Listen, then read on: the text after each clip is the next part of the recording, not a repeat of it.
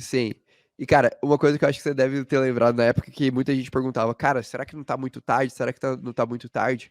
E, cara, uma coisa que eu percebi no evento, alguns dos maiores especialistas de cripto hoje entraram em 17. Ali no evento, assim, tipo, ó, o organizador do evento, o Skylar, que organizou toda a DevCon, entrou em 2018 em cripto. O Marius, que é o principal desenvolvedor hoje da Geth, que é o principal node do Ethereum, basicamente o cara que foi um dos maiores responsáveis pelo demerge acontecer, entrou em 17. Cara, e aí é uma coisa que eu acho muito doida, porque eu tenho certeza que, cara, na DevCon 2025 vai ter um monte de gente foda palestrando que entrou em 2021, entrou em 2022. E eu acho que isso é uma outra coisa que eu acho irada, né, cara? Como esse mercado ainda tá novo, cara. Pô, pensa que a maior conferência de Ethereum no mundo só tinha 7 mil pessoas. Só tinham 7 mil pessoas ali dentro. E assim, e que os maiores desenvolvedores você realmente conseguia chegar e trocar ideia e fazer amizade com os caras, conversar com os caras. Então, acho que esse é um outro insight que só você estando lá você percebe, né? Que o quão o mercado de cripto ele ainda é pequeno, ele ainda tem um espaço gigantesco para desenvolver e principalmente, cara, a América Latina tá virando um polo do mercado de criptomoedas. Todo mundo quer ingressar no nosso mercado. Por que que a gente está entrando num polo de criptomoedas aqui na América Latina? Isso tem uma resposta em comum referente ao quê? A como os nossos governos aqui nesse movimento, né, nesse lugar que a gente mora aqui na América Latina, eles acabam tratando a moeda, né? Então, o governo ele acaba maltratando a moeda, as pessoas elas não são bestas, elas vão atrás de alternativas. E o mundo cripto cai como uma luva nesse sentido de alternativa de moeda, né, fiduciária estatal. Então a gente sabe que, né, essas tecnologias elas vêm para avançar, para trazer mais liberdade para todo mundo. E é por isso que a adoção na América Latina segue pujante. Aqui, não só no Brasil, mas a Argentina muito forte, Colômbia muito forte também. E, né, eventuais outros países também, México muito forte também. Então a gente tem, né, potencial de descobrimento, como o Rolando falou mesmo, ainda dentro de uma das principais conferências do mundo, tinham apenas 7 mil pessoas lá entendendo esse movimento. Eu julgo dizer que lá em Nova York tinham mais, viu, Orlando? Lá em Nova York a gente viu, porra, eu acho que tinha umas 15, 20 mil pessoas lá em Nova York, lá, velho. Na NFT New York, tá ligado? Porque como acaba atraindo aquele público de artistas, né, de desenvolvedores também, de jogos e tudo mais, acaba juntando um pouco mais de gente, talvez, do que só a galera de programação mesmo, né, que é o brabo, é o core pesado mesmo lá, né. Mas é uma coisa que eu acho que ainda assim é incipiente, ainda é uma coisa muito pequena. São coisas que tem muito para crescer, muito para agregar, assim, muito para trazer gente para dentro desse ambiente. E é por isso que a gente está aqui nessa uma das maiores oportunidades das nossas vidas. E aí eu Não, queria total, saber, cara. compadre, tem um comentário aí, não? Não, não, eu ia concordar com você. Acho que até uma palestra que marcou muito foi uma palestra do Marcel de Lemon Cash, que é um dos principais exchanges da Argentina, que ele abriu a palestra falando, cara, a Argentina tem uma adoção muito grande de cripto, porque a maior parte das pessoas está posicionada numa das piores shitcoins do mundo, que desvalorizou 95% nos últimos 5 anos, que é o peso argentino. E, cara, isso é muito marcante, né? Que a gente pensa assim, pô, bear market, caramba, o mercado tá desvalorizando. Mas, cara, tem economia com inflação e tudo mais, tá sofrendo bem mais que isso. Mas enfim, pode continuar aí, Caio. Não, eu ia te perguntar aí, eu acho que é bem isso aí mesmo, né? Pô, você quer ficar numa moeda que cai 50, 60%, como o Bitcoin ali, às vezes 60, 70%, né? Ou você quer ficar numa moeda que ela cai 90 e tantos por cento com o passar dos anos e não para de. Não tem um momento que ela começa a subir, ou esses pesos argentinos, chilenos, essas coisas todas aí. O real ele tem se mantido estável porque o Brasil ele tem se mantido num celeiro de criação de commodity, de venda de exportação de commodity, né? Então isso acaba trazendo muito dinheiro para o Brasil. Então, relativamente, ele tem se mantido estável aí, mas mesmo assim ainda é a depreciação com o passar do tempo assim é gigante, né? A gente tava. Eu vivi isso.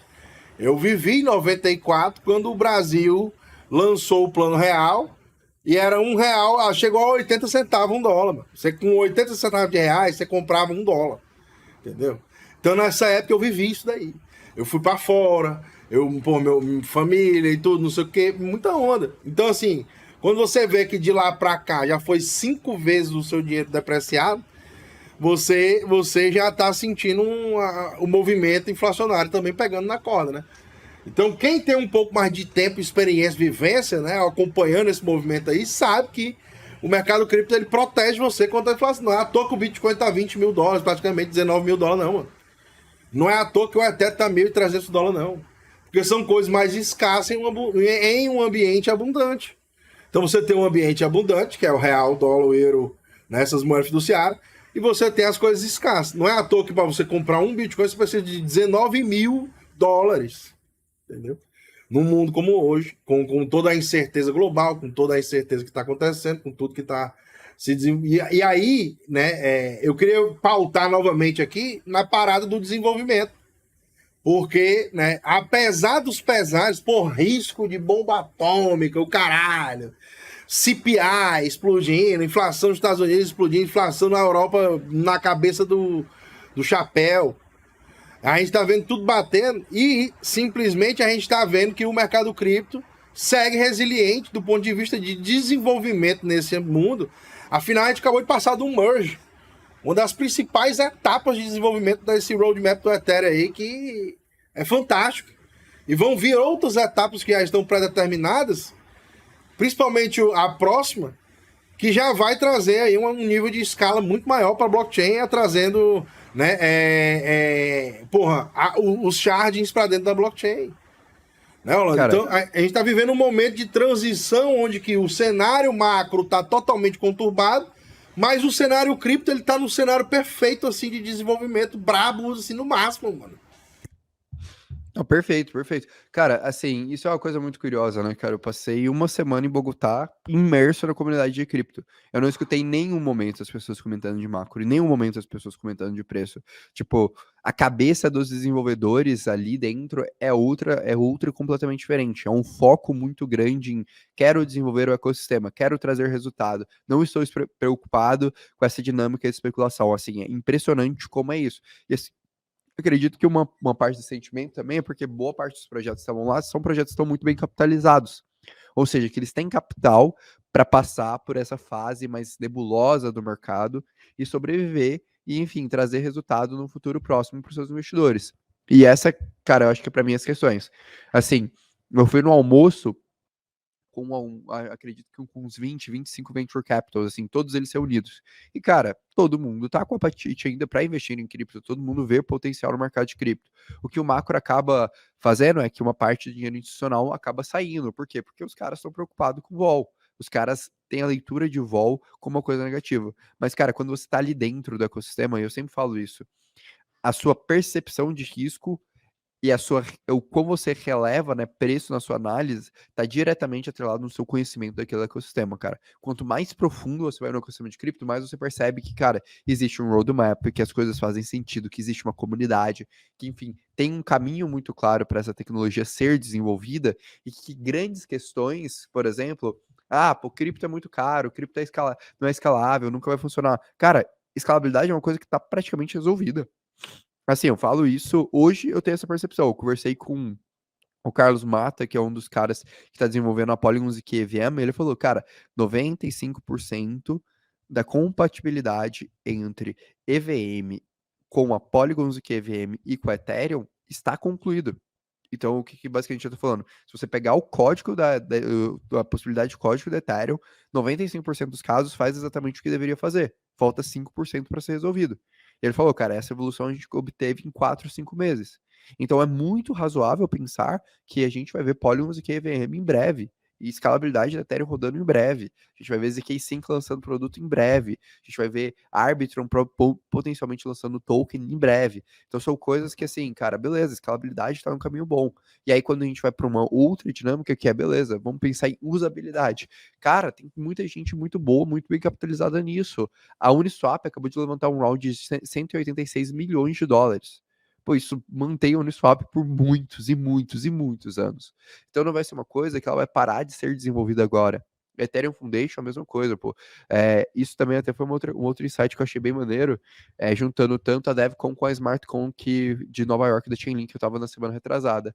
Cara, é impressionante como agora o mercado de cripto, ele tá parando de estar nesse patamar meio, vamos dizer assim, amador, meio gerenciado por desenvolvedores que normalmente não entendem tanto de negócios, e agora a gente está passando um processo de entrada de executivos, assim como rolou nas .coms ali no início dos anos 2000, que foi, cara, as empresas ficaram grandes demais e agora é a hora da gente ter uma visão mais institucionalizada desse mercado. Cripto está passando por esse momento agora.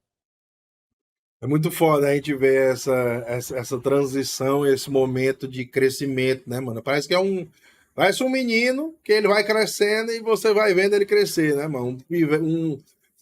Uma criança que você vai vendo ali a criança crescer e se desenvolver. É tipo o mercado cripto, como a gente vai acompanhando assim, dia a dia, né? Você vai vendo o esforço que vai sendo feito por milhares de pessoas ao redor do mundo inteiro para poder a gente atingir esse resultado final, que é poder usar esses, por exemplo, contratos inteligentes, usar um Aave da vida, usar uma Uniswap da vida. Então, até chegar no ponto de você ter um site bonitinho para você ser um provedor de liquidez, fazer bonitinho, tem muita etapa de desenvolvimento e muitas horas de trabalho de muitas pessoas ao redor do mundo inteiro, velho. E isso é que é o mais bonito do mundo cripto, porque são pessoas se unindo em prol, né, do desenvolvimento de uma tecnologia que pode abrir o mercado financeiro, trazer muito mais transparência, não só para ele, como para o sistema de governo como um todo, sistema de gerenciamento de comunidades, de governos, de sociedades. Então, isso tudo está sendo disruptado na frente dos nossos olhos. A gente está vendo essa evolução acontecer, né, Orlando? Na frente dos nossos olhos, e muitas das pessoas estão renegando esse movimento ainda que vai acontecer, que acha que o mundo Web3 não tem sentido. Mas a gente vê que o processo ele é lento, mas ele é contínuo. E cada vez mais só chega mais pessoas para agregar, né, pai? Ah, não, totalmente, assim, eu acho que, e mais do que isso, agora, esse processo, para mim, o processo mudou de patamar. Uma das palestras que mais me marcou, né, em toda essa conferência foi a palestra da diretora executiva da Ethereum Foundation, que ela falou de um conceito chamado subtract, que basicamente é de subtração, né? Ela explicou isso, ela explicou de uma analogia muito maneira, que ela pegou e falou, mostrou um castelo de peças de Lego, que estava faltando uma peça. E ela perguntou qual que é a melhor forma da gente fazer esse sistema ficar em equilíbrio. E aí ela pega no slide e todo mundo vai intuitivamente pensar, adiciona uma peça. E aí ela vai, pega e tira uma peça, né? Porque tirar uma peça tem um benefício ainda maior. Você tem um sistema menos complexo, um sistema que o centro gravitacional dele é mais próximo do chão, entre outras coisas. E aí é onde que ela fala, cara, essa é a fase que a gente tá agora. A Ethereum Foundation, ela tá parando de ser uma entidade que, tipo assim, interage tanto assim com o ecossistema de cripto para focar em poucas coisas. A gente vai fazer poucas coisas bem feito. E até é legal, porque, né, a galera tem essa visão, pô, centralização, sei lá o quê. Eu até vi ali um comentário, tipo, engraçado essas criptos que tem CEO. E aí, uma coisa que eu conversei com 3 dos 5 maiores desenvolvedores da Ethereum, né? Eu conversei com o Hudson, que é o segundo principal desenvolvedor do All Devs, conversei com o Marius, que resolveu ali praticamente os principais bugs do Demerge, e conversei com o Proto, que ele é o autor do IP 4484, que vai ser, enfim, a próxima etapa de escalabilidade da rede da Ethereum. E aí, cara, todos eles falaram uma coisa que eu achei muito legal. Eles falaram, cara, desde 2017, o time da Ethereum ele tem se distanciado para permitir que os desenvolvedores sejam mais independentes, né? O Vitalik se distanciou bastante do desenvolvimento da Ethereum, a Ethereum Foundation se distanciou bastante, e o Hudson falou isso, cara, para mim isso foi uma atitude muito nobre, porque isso permite que a gente chegue para uma próxima etapa de desenvolvimento, uma próxima etapa de estabilidade. A gente estava conversando com um desenvolvedor, com o Jeff, esse cara, ele começou a desenvolver em cripto ali em 2016, 17. Ele foi antes do PayPal, enfim, passou por grandes empresas americanas. Ele era do time da Hermes, antes da Polygon comprar a Hermes, que hoje é a Polygon ZK EVM.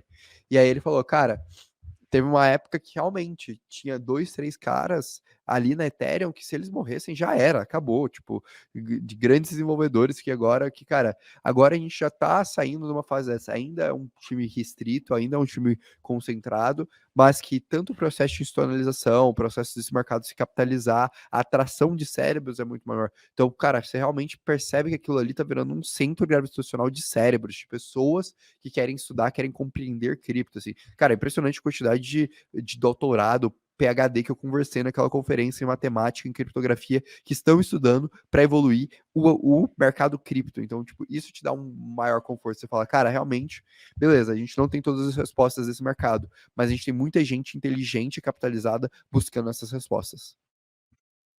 Mano, é sobre massa cefálica, né, velho? No final das contas, é sobre o número de cabeças e quais cabeças pensantes estão entrando para dentro desse ecossistema, né?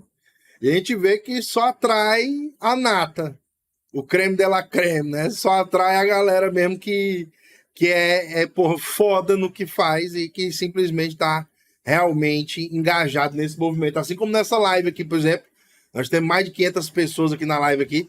E aí o pessoal deixando um likeão aí para nós aí, fazer esse movimentão da massa. Se você estiver curtindo aquela nossa análise aqui, o Orlando trazendo repercussões direto de Bogotá aí, da DevCon, que ele tava lá, meu irmão, a principal, né, conferência de Ethereum de Alameda. Deixei de ir dessa vez agora, pô, comprei o ingresso e tudo e não fui, velho. É muita onda. É foda. Cara, que é isso? Faltou você lá, cara. Você ia curtir Foi pra foda, caralho, velho, velho. foi foda.